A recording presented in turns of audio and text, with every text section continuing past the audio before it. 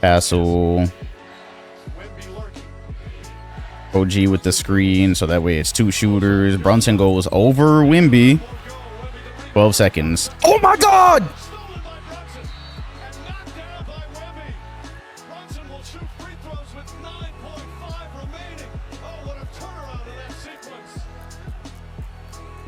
Yeah, nah, I still can't believe the things I've seen. I have never sat speechless that long after a finals game. Do you know that the San Antonio Spurs franchise has now 2 of the most painful finals losses I've ever seen and witnessed? And again, if you're new here, I've watched hoops since 2003, so long time. And in 2013, they had a finals loss. They had that championship won. And then I'm not going to go through all that right now, but the sequence in which it happened is still to this day, I haven't really seen that exact thing repeated. Might be a once in a lifetime thing. This might not be a once in a lifetime thing, but it is one of the most dramatic finals losses I have ever seen. And I have a lot to say. I don't even know where to start, actually. You know what? Let's just start with the tweet. I didn't expect to hate the Spurs possessions this much. They don't attack mismatches, don't get it to Wembanyama enough. Again, there's guys out there to attack and they settle for stuff they've looked lost for an hour. And I thought that it was important somebody else see that and back me up, because I had a quote tweet when I said that I just, you know, through 2 games, and I said this actually with 7 minutes to go, I think, in the game, which people, it was almost the greatest Dom curse of all time. I tweeted out a broom, and then I said that I think the Knicks are just better by a good margin after watching this, and somebody's like, oh, we can't be watching the same game. I'm like, yeah, we really can't, because I just wanted to read that and make sure that somebody else saw the Spurs basically only being able to try to brute force offense against New York. And what's happened in these first 2 games, I think, is a culmination of some of their shortcomings that showed while they were trying to get out of the West and while they barely got out of the West. And now they matter because they're just running into, now we can say, a historically good playoff team. Yeah, they've got 13 straight wins. I believe now they're up to what, 8 straight road wins or something. They haven't lost since they were about to, or almost going to go down 3-1 to the Atlanta Hawks. I don't think people even remember. That was a very real possibility. That was not 2 fluke Hawks wins. That was the Knicks just got their head out of their ass and started doing a lot of things different, and they gelled at the exact moment, and they are a different team than they really have been at all this season. Even when I made that video way back that was talking about, oh, this is how the Knicks can look, and it had to do with Brunson being better on defense and some of what they were doing on offense, they have even supercharged that. And so now suddenly it matters. That go back and I have all this documented now. Go back and watch the Thunder and Spurs videos. I stay very consistent. And I'll talk about even when Wemby's numbers are good, like they were tonight, by the way, because if you weren't watching it, you might have got a notification at some point that said, oh, he's got 22 in the second half, and that's cool. But just like against OKC, he is very rarely ever getting good looks. There were some times in this game where he finally ended up open in the paint by himself, or he was able to get a layup, and even the one I have in my mind right now was really tough, but a majority of his buckets are shoot over somebody, do something over somebody. You notice what New York did not do this series? They didn't come in like OKC and give him a 40-20 game. They didn't start by trying to put guards on him. They said, oh, we learned from what the Thunder did. The rest of that series, they had bigs on him. They had Hardenstein. They were always pretty much using size. Let's just lead with that, because you saw some tape before this series that showed, yeah, OG Anunoby can do it. He's a really strong guy and he's got speed, athleticism. He could be a wing to do it, but that's a secondary thing. New York is using Cat, who, despite picking up foul trouble twice, has actually done a really good job. And they have Mitch, who has just, if you watch their regular season matchups, he was doing a good job on Wemby then too. So now you have the broadcast for this finals talking about, oh, well, Wemby should just do this and Wemby should just do that. Wemby really can't do any of that yet. And I have been saying this for a long time. I just watch what I see, and I think one of the most consistent things I've said about Wembanyama is that he can't just run over everybody yet. He's going to get a lot better, but his offensive game has a limit. He doesn't have the best handles in the world. He doesn't have the best shot in the world. He doesn't make the quickest decisions in the world. He doesn't have a ton of counters for everything. Right now, the Knicks having 2 bigs that are quick enough and have the size to stick with him. Everything else I was talking about with the Spurs that would slow them down against OKC, that wasn't just the refs. It matters here. They're doing the same thing. They're going to load up because there are guys who can make threes. There are not trusted 3-point shooters. There are not 3-point shooters that really strike fear outside of a couple names. There's not really three-point shooters that strike fear into the defense. Look at the difference in how these two teams guard each other. When the ball is moving around New York, whatever Landry Shamet shot tonight, he is striking the fear of God in them. They have to be locked in every single possession. Meanwhile, when it's the Spurs, okay, if it goes to the corner and it's a Castle 3, cool. If Fox gets a 3 up, cool. So there's really not even a lot to talk about here. What is happening is the reason that we have been saying, and I've been trying to drive home the point, if the Spurs were to win this championship, it would be so early, because aside from that, back to the brute force point, game 2 for a good hour felt like watching San Antonio just try to do what the fuck ever to get feet in the paint and then get something to go. That's it. I just described their entire offensive game plan. Meanwhile, you see multiple things happening for the Knicks. Sometimes Brunson is off ball. Cat has the ball on the three-point line. There's some action going on there that opens up a split second for him to shoot. Ball's hopping around. Here goes Shamet. Ball's hopping around. Here goes Mikal or OG. Ball's hopping around. Here goes a guy that also sets a screen while the pass is on the way. Whether New York made the shots or missed the shots, they had things they could repeat and they could trust, and that the Spurs defense actually had to stay honest with. Meanwhile, San Antonio, once again, it's frustrated 2K offense. It's even on fast breaks, it's guys just driving straight into the defense. The only reason this game really got close, there's two things, right? First of all, the Spurs defense, especially with Wembanyama, is good enough that it can keep them in these games. And if they go on a streak of hitting shots, cool.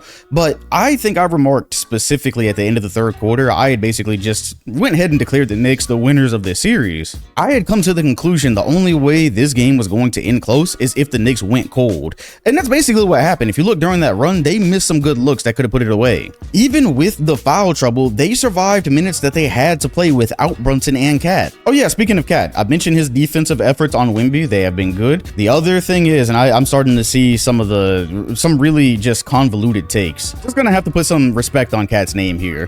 When the Knicks were struggling, I thought one of their biggest issues was they had Cat looking real pedestrian in the offense, as if he was just Mikal or OG, like he was just supposed to wait for the shots or just wait for the ball to come to him. And that's one big thing that changed on this playoff run. But also, he's taking it straight at Wemby. He's dunked him, yelled at him, went into his chest, drove past him, and he's doing all these things. And now you're starting to see these takes about like, oh man, then this is what we wanted from Chet, and Chet should have done this, and this just shows that bro, first of all, I think y'all are underrating Karl Towns is a better overall player than Chet Holmgren. That's one, but two, it's the matchup. Cat is, and I'm not really giving Chet too much of a pass. What I'm saying is, if you want Chet to do what Cat did, about the only thing you could replicate maybe are some jumpers, which aren't really necessarily even coming from Cat over Wemby. The driving part is Cat just literally being a stronger guy than him. OG even took advantage of this. I thought OG laid out the blueprint of, if you're a stronger wing than him and you're athletic enough, here's how you get to the rim and neutralize him. He had a play that just, I think that one, Wemby's just going to have to get stronger, because I guarantee you guys are about to start trying it like this if they're able to. But yeah, Cat's a different player. And on both sides, he matches up better with Wembanyama. So he's not scared of him, and he has no reason to be.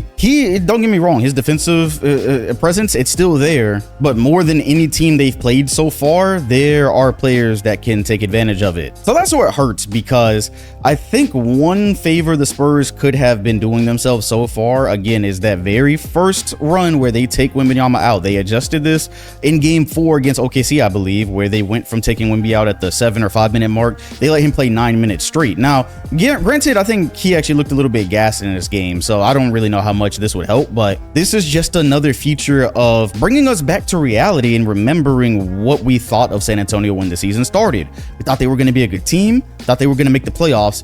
Very few people thought they were going to win the championship or get to the finals. And one of those things is they don't really have a great backup for Wembanyama right now. So when Kornet comes in, he's made some good plays, but I think I have now seen 5 or 6 times in this postseason where a game looks one way, Wemby leaves the floor, it looks another. And once again, that's not even just Kornet. That goes to what Fox is right now.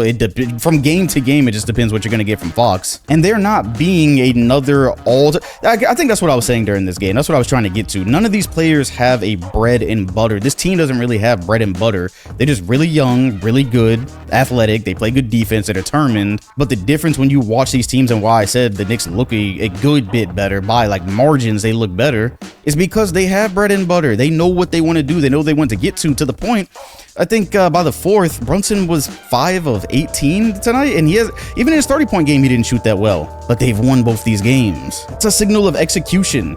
The Spurs, they have a really hard time winning when Wemby does not show up. And of course, that's what the discourse is going to turn to, because he's been in these GOAT talks, and we were wondering if this moment was going to come. This is the moment, by the way, everyone's been joking about and saying, damn, is he just going to win in his first year and not have any actual trials? Well, the trials are here now. Yeah, that turnover at the end, I mean, that wasn't the first bad turnover he's thrown this series. It's not the first time he hasn't looked fully confident. I think on offense, when they're discussing just the Wemby's should, when all that happens on broadcast, it really is the reads right now, which, again, in the OKC series, when I said they should screen for him and they started screening for him, and I was like, oh, okay, well, at least they tried, but he's not a point guard. Yeah, that's something else that's going to get better down the road. He's not really there yet. And so on top of him not having a ton of ways to attack, when it comes to he sees help and he needs to make a pass that doesn't just drive straight into the Knicks' defensive plans, it's tough. And then it's also tough because most of his passing targets are not shooters, not trusted ones. So very, very, very long story short, the Knicks through 2 games have been the team to show the Spurs youth, to show their weaknesses, to be able to exploit both of those. And one way to read this, and I know I haven't even seen the press conference yet, but I'm going to assume somebody on the Spurs, if not Wemby, is going to say that they were in both of these games and it's not over, and maybe it's not. But in the finals, going to New York, down 0-2, and they haven't lost in like a month. I'd be hard pressed to say this isn't over. And once again, for me, yes, the games have been close, but it goes back to execution. At this point, I'm out of ideas for them. I think a lot of what they were saying on the broadcast for Wemby basically amounted to he needs to make quicker decisions and take shots faster, which is what he did that game when he had to bounce back, when he didn't show up to the press conference in OKC and he bounced back. I made a whole video about that. He kind of just went faster. And at the beginning of that game, he made his 3-pointers. That's a very big thing. If he doesn't immediately knock down his threes, or if he's having a bad shooting night, the rest of it usually doesn't follow. Not when he's against a team that has schemed against him properly. About the only other valid critique of the Wemby's should right now is maybe the post-ups. I've seen a couple of times where he could have forced a post-up, or his team could have put him in better position to post up a smaller guy, but those are so far and few between. The Knicks aren't really giving those mismatches, and if they see a mismatch brewing, they will switch it as quick as possible. And even if he does get the ball in the post, once again, strength thing, now it's against a wing who can low-key stick with him long enough for help to come, or for the load up to come. So yeah, even if San Antonio would have won that game, I have it all over the recording I just did. I was saying, this is probably still a gentleman sweep at best, because it really does come down between these two teams. The Spurs need to either be extremely hot or the Knicks need to be extremely cold. Execution wise, there really is not a lot. So look, we've seen crazy things in the league. Maybe they will go to New York and somehow bring out 2 games. I would bet everything against it. Both of these games have been close. Again, if they don't make that mistake, maybe they win this one. Maybe it's different. The momentum is different. But as of right now, I think the best possible thing they can hope for is coming out of New York 3-1. That's the best. And yeah, I'm just gonna let it hang there because I'm still low-key processing everything I just saw. So let me know what you thought about these first 2 games. I thought even though the home team has lost both of them, they were really fun. And if you enjoyed this video, hit the like button and subscribe while hitting the bell next to my name if you want notifications every time a new video drops. Appreciate you watching, and I'll see you all on the next one.